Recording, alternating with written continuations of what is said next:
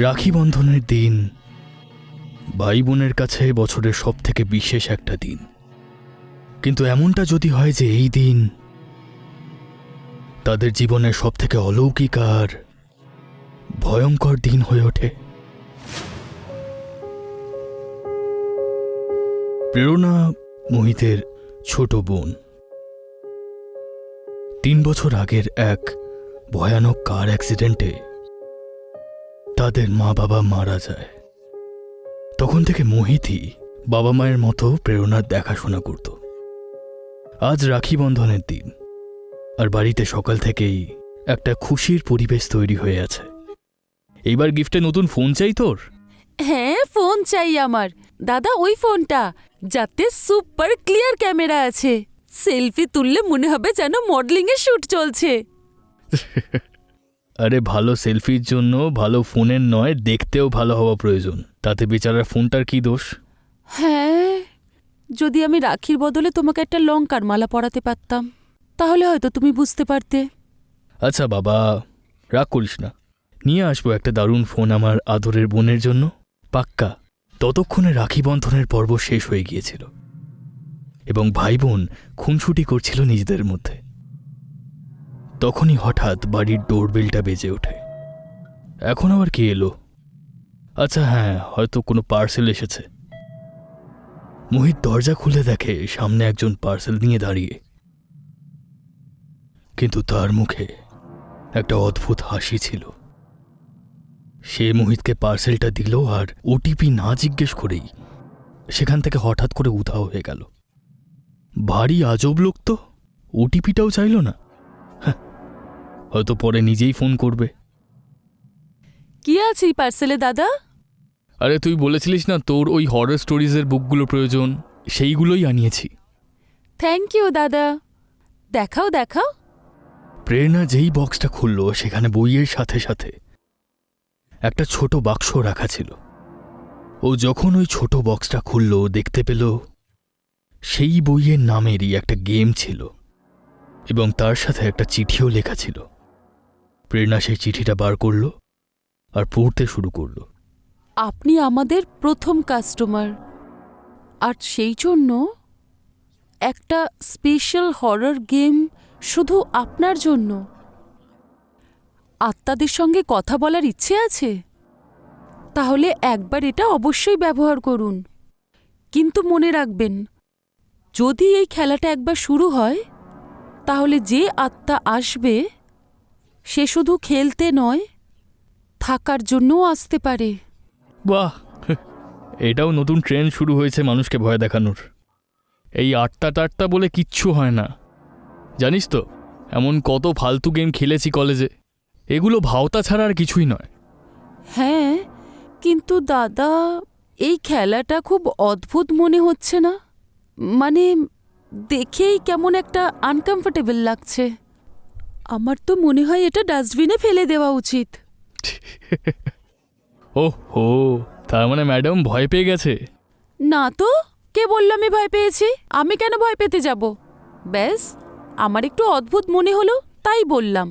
ঠিক আছে, তাহলে একটা কাজ করা যাক। তুই যদি না ভয় পাস, তাহলে আজ রাতে আমরা দুজনে একসাথে এই গেমটা খেলব। প্রেরণার ওই গেমটা খেলার একেবারেই ইচ্ছে ছিল না, কিন্তু ওর দাদার বারবার আবদারের কারণে ও রাত্রিবেলা দাদার সাথে ওই গেমটা খেলতে বসল। মোহিত রুমের লাইটগুলো বন্ধ করে দিয়েছিল আর 4টে ক্যান্ডেল জ্বালিয়ে ঘরের 4টে কোণে রেখে, গেমটাকে মাঝখানে রেখে তার দুধারে ওরা বসল। দেখ, সবার প্রথমে আমাদের এই সামনে রাখা বোর্ডটায় এই কয়েনটাকে ঘোরাতে হবে, আর তারপর বলতে হবে, যদি কোনো আত্মা এখানে থেকে থাকো তাহলে আমাদের সামনে এসো, আর তারপর 3 বার তালি দিতে হবে। ব্যাস, এইটুকুই করতে হবে। বাদ দাও না দাদা, আমার এই গেমটা খেলতে একদম ভালো লাগছে না। সত্যি, আমার খুব অদ্ভুত একটা ফিলিংস হচ্ছে। আরে পাগল, কিচ্ছু হবে না, আমি আছি তো তোর সাথে। আমি থাকতে তোর কিচ্ছু হতে দেব না, তুই শুধু আমার উপর ভরসা রাখ। চল ট্রাই করি। মোহিত আর প্রেরণা দুজনেই এই বোর্ডের ওপর হাত রাখল। আস্তে আস্তে কয়েনটাকে গোল গোল ঘোরাতে লাগলো, আর তারপর সেটাকে বোর্ডের মাঝখানে রাখলো। আর তারপর দুজনেই একসাথে বলল, যদি এই রুমের মধ্যে কোনো আত্মা থেকে থাকে তাহলে আমাদের নিজের উপস্থিতি জানান দাও। এই প্রশ্নটা করে দুজনেই 3 বার তালি দিল। ঘরের মধ্যে কিছুক্ষণের জন্য প্রগাঢ় নিস্তব্ধতা, কোনো নড়াচড়া নয়, কোনো আওয়াজ নেই, সবকিছু একেবারে শান্ত ছিল। কিন্তু তখনই মোহিত খুব জোরে হাসতে শুরু করলো। দাদা, তুমি এভাবে হাসছো কেন? তোমার তোমার কিছু হয়নি তো? আরে না, তুই কত বড় ভীতু দেখ, তোর মুখটা দেখে তো আমি হাসি থামাতেই পারছি না। কিচ্ছু নেই এই গেমে, আত্মা টাত্তা বলে কিচ্ছু হয় না, সব কিছুই ভাওতাবাজি আসলে। চল গুটিয়ে ফেলে এগুলো এবার। মোহিত গেম বোর্ডের ওপর থেকে কয়েনটা তুলল আর বোর্ডটাকে ফোল্ড করে বিছানার ওপর রেখে দিল। কিন্তু যেই ওরা দুজন পেছনে ফিরল, তখনই ওই বোর্ডটা আবার মেঝের মধ্যে ওইভাবেই খুলে গেল। আর ঠিক তখনই ওরা একটা অদ্ভুত চিৎকার শুনতে পেল। আর যখন ওরা বিছানার দিকে তাকিয়ে ওরা দেখল বোর্ডটা ওখানে নেই, সেটা মেঝেতে খোলা অবস্থায় রয়েছে, আর তার ওপরে সেই কয়েনটাই রাখা ছিল। দাদা, তুমি তো এই বোর্ডটা ফোল্ড করে খাটের উপরে রেখেছিলে, তাহলে এটা নিচে কি করে এলো? আর এটা একদম সেইভাবেই রাখা আছে যেভাবে আমরা প্রথমে রেখেছিলাম। দেখো, তুমি আমার সঙ্গে কোনো মজা করছো না তো? না প্রেরণা, আমি কিচ্ছু করিনি, আমি নিজেই বুঝতে পারছি না এগুলো কি হচ্ছে। এবার ওরা দুজন খুব ভয় পেয়ে গেল। তখনই হঠাৎ ঘরের দরজা নিজে থেকেই বন্ধ হয়ে গেল, আর ঘরের ভেতরটা ঠান্ডা হাওয়ায় ভরে গেল। জানলাগুলো সব নিজে থেকেই খুলে গেল, আর ঘরের ভেতরে যেন ঝড় বইতে শুরু করলো। কিন্তু ঘরের মধ্যে এত জোরে হাওয়া বাওয়া সত্ত্বেও ঘরের 4টে কোণে রাখা মোমবাতিগুলো নিভল না। দাদা, আমার খুব ভয় করছে, চলো না এই রুম থেকে আমরা বাইরে যাই। হ্যাঁ বোন, ভয় পাস না, আমি দরজাটা খোলার চেষ্টা করছি। তারা দুজন দৌড়ে দরজার দিকে গেল, কিন্তু বহু চেষ্টা করার পরেও দরজা তারা খুলতে পারল না। আর ঘরের ভেতরে বয়ে চলা সেই হাওয়া আরও জোরে বইতে শুরু করল। ঠিক তখনই তারা একটা অদ্ভুত আওয়াজ শুনতে পায়, ঠিক যেন ঘরের মধ্যে কেউ জোরে জোরে শ্বাস নিচ্ছে। তারা সাহস করে পেছনে ফিরে দেখল, কিন্তু সেখানে কেউ ছিল না। তখনই মোহিত হঠাৎ খুব জোরে কাঁপতে শুরু করল। সে হঠাৎই হাওয়ায় উড়ে সামনের দেওয়ালে গিয়ে আছাড় খেল। মোহিতের মাথা ফেটে রক্ত বেরোতে শুরু করল। দাদা, দাদা, এইসব কি হচ্ছে? তোমার মাথা ফেটে তো রক্ত পড়ছে। আমাদের এই খেলাটা খেলা উচিত হয়নি দাদা। মোহিতের শরীরে কথা বলার শক্তিটুকুও সেই সময় ছিল না। প্রেরণা তাড়াতাড়ি নিজের আলমারির দিকে গেল, একটা কাপড় বার করে আর মোহিতের মাথার রক্তটা মুছে ওর মাথায় সেই কাপড়টা বেঁধে দিল। আস্তে আস্তে সেই ঘরের ঠান্ডা ভাবটা কমতে শুরু করল, আর ঘরের মধ্যে জোরে বইতে থাকা বাতাসও শান্ত হয়ে এলো। ওদের মনে হলো এবার হয়তো সবকিছু ঠিক হয়ে গেছে। কিন্তু ঠিক তখনই তারা সেখানে কারো পায়ের আওয়াজ শুনতে পেল। দাদা, আমার মনে হচ্ছে যে এখনো আমরা দুজন ছাড়াও এখানে আরো কেউ আছে। আমাদের হয়তো ওই গেমটা আরেকবার খেলে এটা বলা উচিত যে যে আত্মা এখানে আছো, প্লিজ এখান থেকে চলে যাও। তুই ঠিক বলেছিস প্রেরণা, আমরা ওই গেমটা খেলে অনেক বড় ভুল করে ফেলেছি। কিন্তু এখন যখন আমরা এটাকে শুরু করেছি, তাহলে এটাকে শেষও আমাদেরই করতে হবে। দুজনে আবার সেই গেম বোর্ডটা তুলল, বোর্ডের ওপরে থাকা কয়েনটাতে হাত দিয়ে সেটাকে ঘোরাতে শুরু করল। আমরা জানি যে আমরা ছাড়াও এই ঘরে অন্য কোনো আত্মা উপস্থিত রয়েছে, কিন্তু আমরা এখন এই খেলাটাকে শেষ করতে চাই। যে আত্মা আমাদের মধ্যে আছো, দয়া করে এখান থেকে চলে যাও। আমাদের উদ্দেশ্য তোমাকে বিরক্ত করার ছিল না। কিছুক্ষণের জন্য সবকিছু শান্ত হয়ে গেল, কিন্তু কিছুক্ষণ পরে ওই বোর্ডের ওপর রাখা কয়েনটা নিজে থেকেই গোল গোল ঘুরতে শুরু করলো। ঘরের মধ্যে আবার সেই ঠান্ডা বাতাস বইতে লাগলো। ওরা কিছু বুঝে ওঠার আগেই নিজে থেকে হঠাৎ ঘরের দরজাটা খুলে গেল। পেছন থেকে একটা হাত এসে মোহিতের চুলটা চেপে ধরল, তারপর টানতে টানতে বাইরে নিয়ে গেল। মোহিত সেই হাতের বাঁধন কিছুতেই ছাড়াতে পারছিল না, আর প্রেরণা ওর পেছন পেছন দৌড়চ্ছিল। দাদা, দাদা! হঠাৎ টানতে টানতে মোহিতের শরীরটা অন্য একটা ঘরে গিয়ে থামল, কিন্তু তাকে আবার আগের মতোই কেউ শূন্যে তুলে নিয়ে দেওয়ালে ফেলে আছাড় মারল। মোহিত আছাড় খেয়ে মেঝেতে পড়ে গেল। মোহিতের শরীরে তখন কোনো জ্ঞান নেই। সে নিজের মাথাটা ঘরের দরজায় মারতে শুরু করল। মোহিতের মাথায় আগেই চোট লেগেছিল, আর প্রেরণা ওর মাথায় যে কাপড়টা বেঁধেছিল সেটাও রক্তাক্ত হয়ে উঠল। এবার মোহিতের এমন অবস্থা দেখে প্রেরণা কি করবে কিছুই বুঝে উঠতে পারছিল না। ও ভয়ে ভয়ে ওর সামনে গিয়ে ওকে থামানোর অনেক চেষ্টা করল। দাদা, তোমার কি হয়েছে দাদা? প্লিজ এরকম করো না, তোমার কিছু একটা হয়ে যাবে। মোহিত হঠাৎ থামল। প্রেরণা নিজের স্কার্ফ দিয়ে ওর মাথার রক্ত মুছতে শুরু করলো। তখনই মোহিত নিজের মাথা থেকে ওর হাতটা সরালো, আর এক অদ্ভুত হাসির সাথে ওর দিকে তাকালো। ও প্রেরণার গলা ধরে ওকে জোরে ছুঁড়ে ফেলল। মোহিত ওর দিকেই তাকিয়ে ভয়ানকভাবে হাসতে শুরু করলো, আর হাসতে হাসতে এই অদ্ভুত ভঙ্গিতে উল্টোভাবে নিজের হাত পায়ের ওপর ভর দিয়ে সিঁড়ি দিয়ে নামতে শুরু করলো। ওকে এই অবস্থায় দেখে প্রেরণা খুব ভয় পেয়ে গেল। আমাকে যেভাবেই হোক দাদাকে বাঁচাতেই হবে। আমি নিজে কোনো আত্মার সম্মুখীন হতে পারবো না। হে ভগবান, প্লিজ আমাকে সাহায্য করো, আমাকে বাইরে যেতেই হবে। ওদের বাড়ি থেকে কিছু দূরে একটা মন্দির ছিল। প্রেরণা সেখানেই যেতে চাইছিল। সে সিঁড়ি দিয়ে নিচে নামল, কিন্তু যতক্ষণে ও দরজার দিকে যেত, সিঁড়ির নিচে লুকিয়ে থাকা মোহিত ওর পা ধরে টেনে নিল। প্রেরণা আছাড় খেয়ে পড়ল মাটিতে। মোহিত সেটাকে দেখে পাগলের মতো হাসতে শুরু করলো। আত্মাদের ডাকার অনেক শখ ছিল না তোদের? তাহলে নে, আমি এসে গেছি। এখন আমার থেকে পালাচ্ছিস কেন? দেখো, আমরা দুজন অনেক বড় ভুল করে ফেলেছি, কিন্তু প্লিজ আমার দাদাকে ছেড়ে দাও, আমার দাদাকে ক্ষমা করে দাও। আমরা তোমাকে বিরক্ত করতে চাইনি।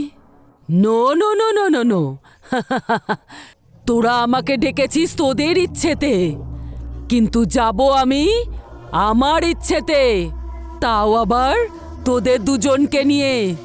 আমি খুব একা, আমার সঙ্গে কেউ নেই। সেই জন্য আমার তোদের দুজনের আত্মাকে প্রয়োজন, সব সময়ের জন্য। না না, আমার দাদাকে আমি কিচ্ছু হতে দেব না। ওর কথা শুনে মোহিত জোরে জোরে ভয়ঙ্কর আওয়াজ করে হাসতে শুরু করলো। ও নিজের হাতটাকে মুচকে ভেঙে দিল, আর গোটা বাড়িতে ওর হাড় ভাঙার আওয়াজ প্রতিধ্বনিত হতে লাগলো। প্রচণ্ড যন্ত্রণায় মোহিত আর্তনাদ করতে লাগলো, আর যখনই প্রেরণা ওর সামনে যেতে চাইছিল, ও নিজের মাথাটা দেওয়ালের মধ্যে আঘাত করতে শুরু করলো। প্লিজ এরকম করো না, আমার দাদাকে ছেড়ে দাও, ওর খুব কষ্ট হচ্ছে। মনে হচ্ছে তোর দাদাকে কষ্টতে দেখে তোর খুব কষ্ট হচ্ছে। একটা কাজ করি আমি, আগে আমি তোকেই মেরে ফেলি, তাহলে তোর আর কষ্ট হবে না। ও ডাইনিং টেবিলের ওপরে রাখা ছুরিটা তুলে প্রেরণার দিকে ছুঁড়ে মারল। ছুরিটা প্রেরণার হাতে গিয়ে লাগলো। প্রেরণা যন্ত্রণায় চিৎকার করে উঠল।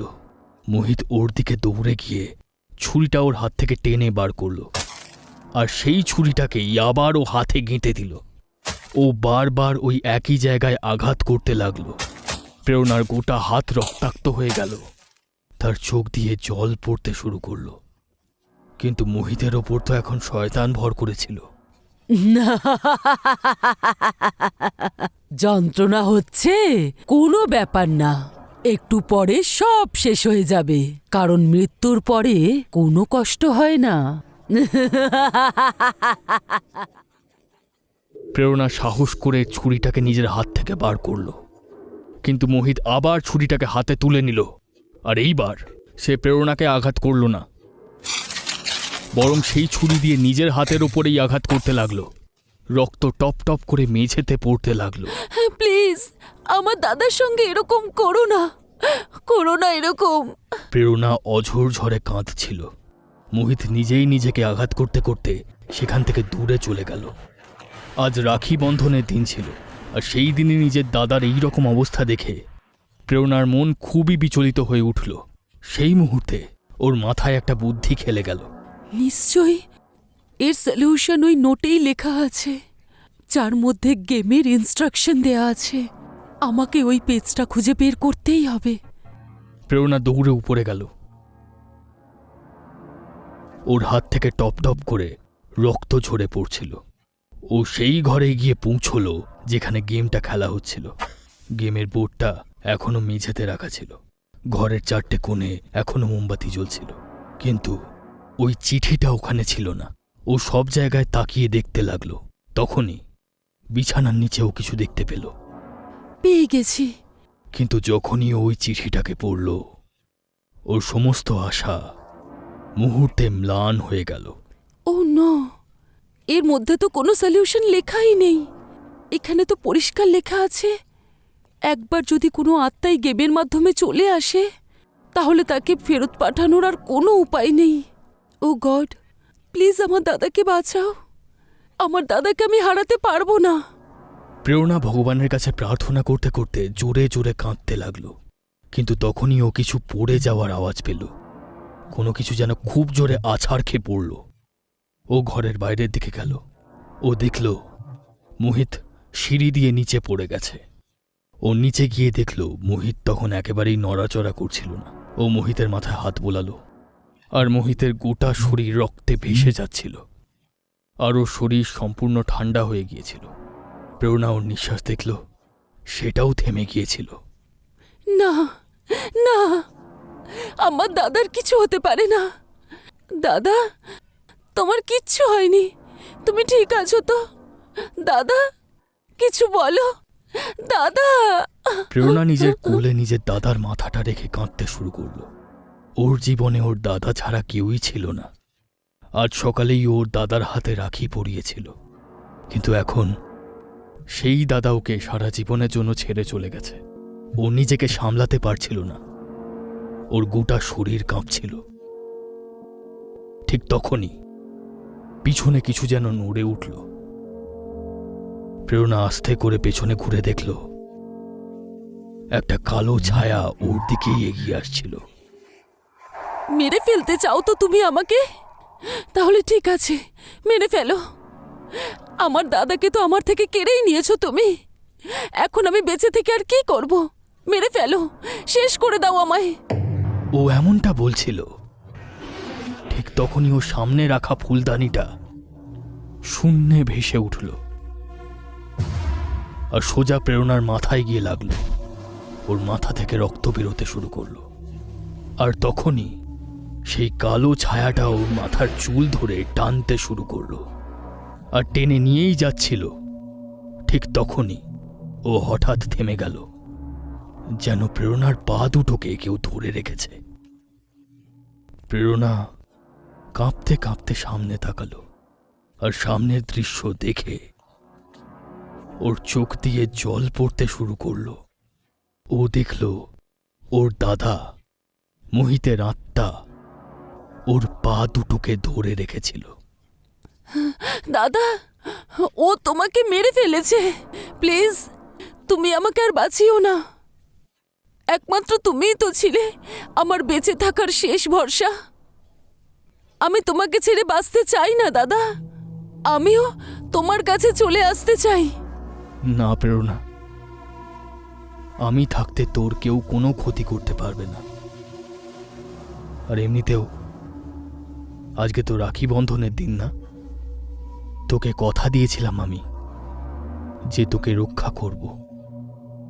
এবার বেঁচে থাকতে তো এই আত্মার কিচ্ছু করতে পারিনি, কিন্তু এবার এ তোর কোনো ক্ষতি করতে পারবে না। তোর দাদা তোকে রক্ষা করতে তোর সাথে আছে। মোহিতের আত্মা আগে এগোলো। সেই কালো ছায়াটা ওর ওপর আছড়ে পড়ল, কিন্তু মোহিতের আত্মা পবিত্র ছিল, এই কারণে ওই আত্মা মোহিতের কিচ্ছু করতে পারল না। তখনই জালনা দিয়ে একটা অলৌকিক আলো ঘরের মধ্যে এসে পড়ল আর সোজা মোহিতের আত্মার ওপর পড়ল। সেই ছায়ামূর্তি সেই আলো থেকে বাঁচতে মোহিতের আত্মা থেকে দূরে যেতে চাইছিল, কিন্তু মোহিত ওকে চেপে ধরে রেখেছিল। যখনই ওই আত্মা ওই আলোর সংস্পর্শে এলো, সে জোরে জোরে চিৎকার করতে লাগলো। আর ঠিক তখনই সেই আলোটার মধ্যে মোহিতের আত্মা ওই কালো ছায়াটাকে নিজের সাথে নিয়ে সারা জীবনের জন্য সেখান থেকে চলে গেল। হতে পারে মোহিত নিজে বেঁচে রইল না, কিন্তু রাখি বন্ধনের দিন সে নিজের বোনকে দেওয়া কথা রাখল। মৃত্যুর পরেও সে ও রক্ষা করল। ওদের মুক্তি পেতেই ওই গেমটা নিজে থেকেই উধাও হয়ে গেল, কিন্তু ওই গেমটাকে খেলার দুঃখ প্রেরণার মনের মধ্যে থেকেই গেল। আর রাখি বন্ধনের দিন নিজের দাদাকে হারানোর দুঃখ প্রেরণার মনের মধ্যে আজীবন একটা বোঝা হয়ে থেকে গেল।